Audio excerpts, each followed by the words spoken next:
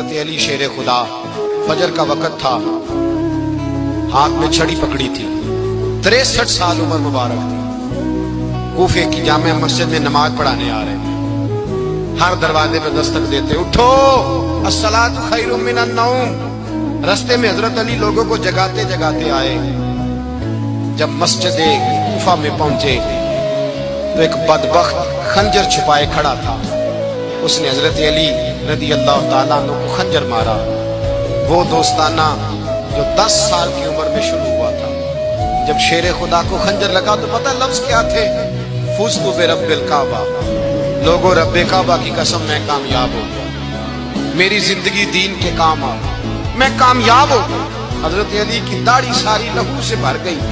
حضرت شیر خدا فرمایا کرتے تھے، ایک دفعہ میں بڑا بیمار ہوا، میرے سے اٹھ کے کھڑا نہیں ہوا جاتا تھا، حضور تیمارداری کرنے آئے تو میں نے کہا یا رسول اللہ پتہ نہیں بچوں گا کہ نہیں۔ حضور نے فرمایا علی نہیں، تو اس وقت دنیا سے جائے گا جب تیری داڑھی لہو سے رنگین ہو جائے گی۔ شیر خدا کہتے ہیں جب زخم لگا تو میں نے نیچے جھکا کے دیکھا تو داڑھی لہو سے بھری ہوئی ہے، میں نے کہا بس وہی کامیاب ہو گیا۔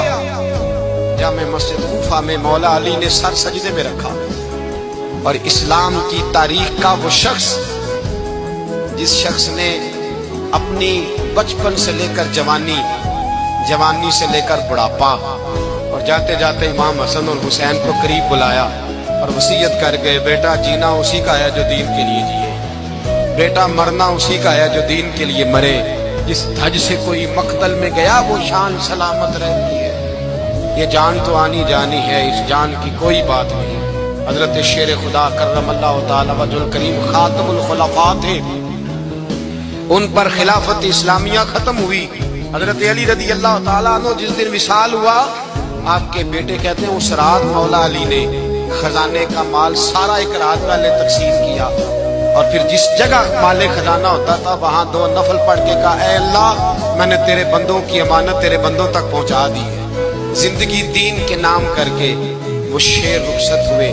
21 رمضان المبارک کی شام ڈھلی تو حضرت علی المرتضیٰ شیر خدا رخصت ہوئے۔